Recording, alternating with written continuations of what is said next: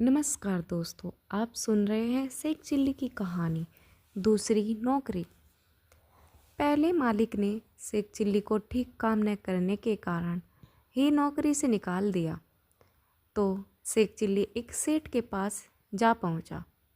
हाथ जोड़कर सेठ जी से बोला, हजूर, मैं बहुत गरीब आदमी हूँ, आप मुझे खिदमत के लिए नौकरी पर रख लीजिए। सेठ जी ने कहा, ठीक है, मगर तुमको मुझे एक इकरारनामा लिख कर देना होगा। अगर तुम उसके अनुसार काम नहीं करोगे या नौकरी छोड़ोगे तो तुम्हारे नाक कान काट लिए जाएंगे। यदि हम तुम्हें नौकरी से अलग करेंगे तो तुम हमारे नाक कान काट देना। सब काम लिखकर एक इकरारनामा तैयार किया गया। तो दोनों उस पर अपने अपने हस्ताक्षर करके सो जाते हैं। सुबह उठते ही शेख चिल्ली ने सोचा कि रोज़ सर और दाढ़ी का काम बड़ा बेमौका है, इसलिए उनकी सफाई ही करवा देनी चाहिए। ऐसा सोचकर उसने पानी में चूना पीस कर डाल दिया। उस पानी में जब सेठ जी ने दाढ़ी को और उनकी स्त्री ने बालों को धोया तो सब गिर गए। सेठ जी ने खफा होकर कहा, यह क्या है? शेख चिल्ली बोला, इकरारनामे के खिलाफ तो मैंने कुछ नहीं किया। सेठ जी की किताबों का बैग भी शेख चिल्ली रोज़ दफ्तर ले जाया करता था। एक दिन शेख चिल्ली ने वैसा ही दूसरा बैग बनाकर उसमें ईंटें भर दी और दूसरे दिन ले जाकर दफ्तर में रख दिया। जब सेठ जी ने बैग खोला तो हक्के बक्के रह गए और सबको हंसता देखकर बड़े शर्मिंदा हुए। अब सेठ जी समझ गए कि नौकर कुछ उस्ताद मिला है। शेख चिल्ली की अगली शर्त थी प्रतिदिन घोड़ों को चराकर लाने की। शर्त के अनुसार शेख चिल्ली घोड़ों को लेकर चराने गए तो घोड़ों को छोड़कर और चादर तानकर सो रहे थे। रात होने पर घोड़े लेकर वापस आए तो रास्ते में सौदागर बोला, क्यों भाई, घोड़ा बेचोगे? शेख चिल्ली ने उत्तर दिया, हाँ साहब, बेचेंगे, मगर 50 रुपये लेंगे। सौदागर ने कहा, नहीं। तब शेख चिल्ली बोले, 40 ही दे देना, घोड़े की थोड़ी पूंछ काट लेने दो।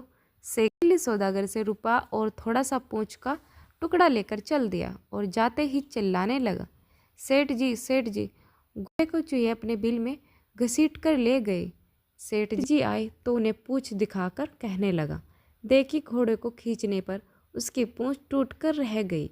सेठ जी उसे नौकरी से अलग होने को कहते, नाक कान कटवाने पड़ते। चुप होकर रह गए। शर्त में यह भी लिखा था कि शेख चिल्ली घर में जलाने को लकड़ी भी लाया करेगा। जब शेख चिल्ली लकड़ी लेकर आया तो उसने आते ही घर में आग लगा दी। सेठ जी उस समय मंदिर गए हुए थे। आने पर उन्होंने शेख चिल्ली से कहा, तुमने हमारे घर में आग क्यों लगाई? अब हम तुमको नौकर नहीं रखेंगे। शेख चिल्ली ने इकरारनामे की बात कह दी। सेठ जी ने तंग आकर अपनी पत्नी से कहा, अब तो इसके नाक कान बचाना ही कठिन है, क्या किया जाए?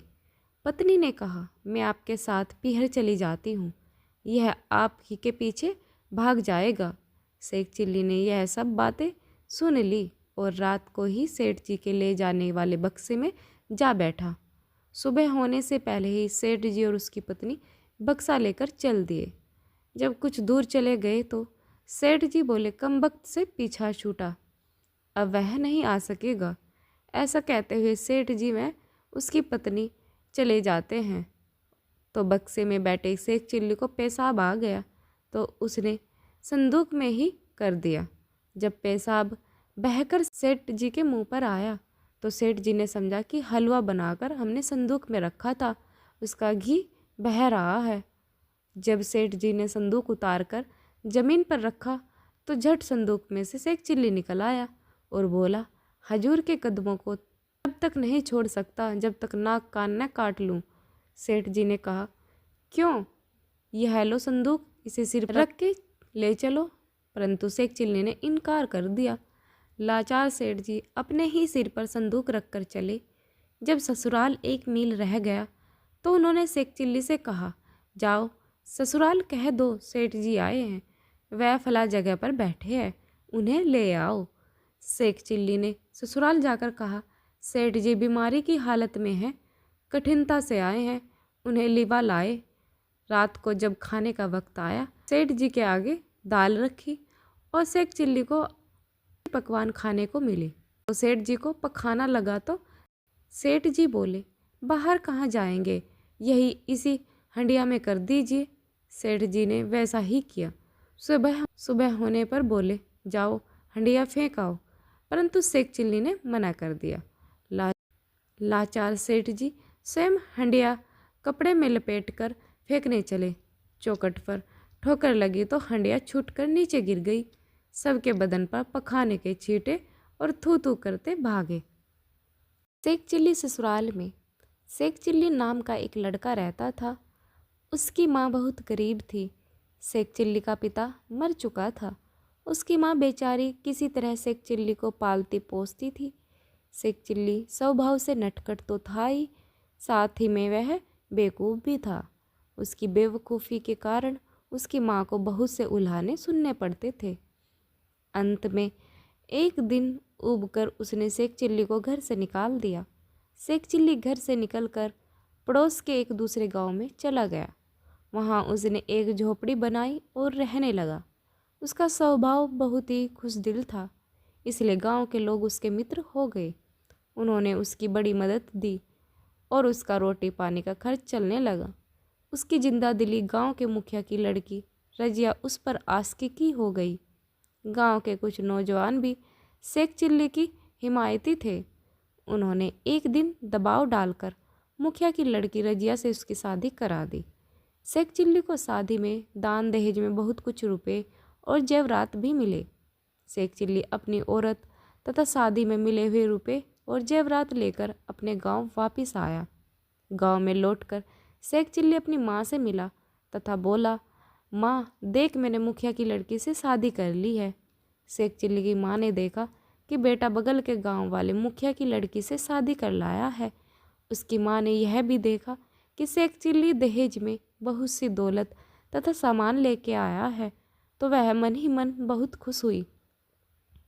परंतु वह जानती थी कि सेक चिल्ली एक बिल्कुल बेकार लड़का है।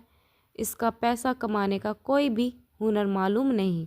इसलिए वह कहने लगी, बेटू महालानतरों आदमी है, तेरे लिए कुछ भी होने का नहीं। यह सुनकर सेक चिल्ली ने कहा, माँ मैं इतना बड़ा काम किया है, क्या यह कम है? उसकी माँ ने कहा, बेटा यह बिल्ली के भाग्य से छीका टूट गया है। तू अगर अपने मन से जानबूझकर कोई काम करे और उसमें कोई तरक्की करके 4 पैसा कमा कर ला सके तो मैं जानूं तो मुझे बुढ़ापे में सुख नहीं दे सकता। यह सुनकर सेक चिल्ली ने कहा, माँ तू ऐसा मत बोल, मैं वक्त आने पर तेरे लिए कुछ भी कर सकता हूँ। इसी तरह कुछ और वक्त बीत गया। उसकी औरत नहर चली गई और 1 साल बीत गया। एक दिन उसने ससुराल जाने की ठान ली। माँ से पूछा, अम्मी जान मेरी ससुराल कहाँ है, मुझे उसका पता बताओ। मैं वहाँ जाकर 1 बार होया हूँ, मैं भूल गया हूँ। इस पर उसकी माँ ने कहा, बेटा तुझ में अकल तो है ही नहीं, इसलिए अगर मैंने बताया तो तू भूल जाएगा। इसलिए मेरी बात का ख्याल रखे तो सीधा अपने ससुराल पहुँच जाएगा। यह कहकर उसने कहा, बेटा तू सीधा अपनी नाक की सीध में चले जाना, कहीं से इधर उधर मुड़ना नहीं, बस सीधे अपने ससुराल पहुँच जाएगा। यह सुनकर सेक चिल्ली सीधा ससुराल को चल दिया। चलते चलते उसकी माँ ने कहा, बेटा जो साग सत्तू घर में था मैंने बांध दिया है, यह पोटली लेता जा और भूख लगने पर यही साग सत्तू खा लेना। सेक चिल्ली अपने घर से चलकर सीधा अपने नाक की सीध में रवाना हुआ। वह जब अपने घर से सीधा मैदान में 2-3 कोस निकल आया तो सामने एक दरख्त पड़ा। उसने सोचा माँ ने नाक की सीध में चलने को कहा था। यह सोचकर वह पेड़ पर चढ़ गया। दूसरी तरफ से उतरकर फिर नाक की सीध में रवाना हुआ। आगे चलने पर उसे एक नदी मिली। उसने उस नदी को बड़ी मुश्किल से पार किया और आगे चल पड़ा। इसी प्रकार चलता हुआ वह आखिरकार अपने ससुराल आ पहुंचा। ससुराल पहुंचने पर उसकी भली भांति खातिरदारी की जाने लगी, परंतु उसने साग सत्तू छोड़कर कुछ भी खाना स्वीकार नहीं किया। क्योंकि उसकी माँ ने ऐसा ही कहा था। रात को बचा खुचा साग सत्तू खाकर सो रहा। रात्रि को उसे भूख सताने लगी। अब वह क्या करे। आखिर भूख से ऊब कर वह बाहर निकल आया और मैदान में एक दरख्त के नीचे लेट गया। उस पेड़ पर मधुमक्खियों का एक बहुत बड़ा छत्ता था। छत्ता मधु से इतना ज़्यादा भरा हुआ था, उसमें से रात को मधु टपक रहा था। शेख चिल्ली जब उस वृक्ष के नीचे लेटा तो ऊपर से उसके बदन पर मधु टपकने लगा। मधु के कुछ बूंद उसके मुंह पर टपकी तो वह उसे चाटने लगा। बड़ा खुश हुआ। कुछ बूंद उसके बदन पर भी टपकती रही और वह परेशान होकर इधर उधर करवटें बदलता रहा। शेख चिल्ली बेवकूफ़ तो था ही। उसे इस बात का पता नहीं लग सका कि आदिर पेड़ पर से क्या चीज़ उसके बदन पर टपकती है। निदान लाचार होकर वह वहाँ से उठा और घर के भीतर घुसकर एक कोठरी में जाकर सो गया। उस कोठरी के अंदर धुनी हुई रुई राखी हुई थी। शेख चिल्ली को नरम नरम रुई मिली तो उसी में आराम के साथ जाकर सो रहा। उसके बदन के चारों ओर शहद तो लिप्त हुआ था। अब धुनी हुई रुई उसी के साथ बदन भर चारों ओर चिपक गई। उसका बदन और उसकी शक्ल अजीब किस्म की हो गई। सुबह हुई तो शेख चिल्ली की औरत कुछ रुई निकालने उस कोठरी में घुसी। तब तक शेख चिल्ली जाग उठा था। उसको ऐसे रूप में देखकर उसकी औरत चीख उठी। उसने हिम्मत बांधकर पूछा, तुम कौन हो? शेख चिल्ली ने जोर से डांट कर कहा, चुप बहर। वह बाहर भागी और अपनी माँ से जाकर कहा, अम्मा, उस रुई वाली कोठरी में चोर घुस आया है। उसकी शक्ल बहुत भयानक है। यह सुनकर उसकी माँ ने पड़ोसियों को इकट्ठा किया। कई लोग उस कोठरी में घुसे। शेख चिल्ली को देखकर सबने पूछा, तुम कौन हो? शेख चिल्ली ने फिर चिल्लाकर कहा, चुप। अब तो उसका ऐसा रूप देखकर सबकी सट्टी पट्टी गम हो गई। सब समझे चुप नाम की कोई भयानक बला घर में घुस आई है। उसे निकालने के लिए किसी सियाने को बुलाना चाहिए। कई एक ओझा मौलवी बुलाए गए। सबने कितने ही मंत्र जंत्र किए मगर वह चुप नाम की बला नहीं निकली।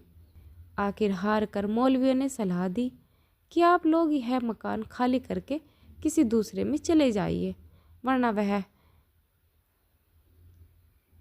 वह बला आप लोगों का सत्यानाश कर देगी। शेख चिल्ली के ससुराल वालों ने यह मकान खाली कर दिया और दूसरे मकान में चले गए। शेख चिल्ली को अवसर मिल गया। वह रात्रि के समय उस कोठरी से निकलकर बाहर की ओर भागा। रास्ते में कुछ चोर दिखाई पड़े। आगे एक किसान के बहुत से भेड़ बंधे हुए थे। शेख चिल्ली चोरों के डर के मारे उन्हीं भेड़ बकरियों के बीच जा घुसा। उधर में चोर भी उसी तरफ आ पहुँचे। चोरों ने कई भेड़ों को चुरा लिया। उन्हीं में शेख चिल्ली ने भी रुई से लिपटा हुआ देख कोई दुम्बा भेड़ समझकर साथ लेकर भाग चले। भागते भागते वे नदी के किनारे आ पहुँचे। इतने में सुबह होने लगी।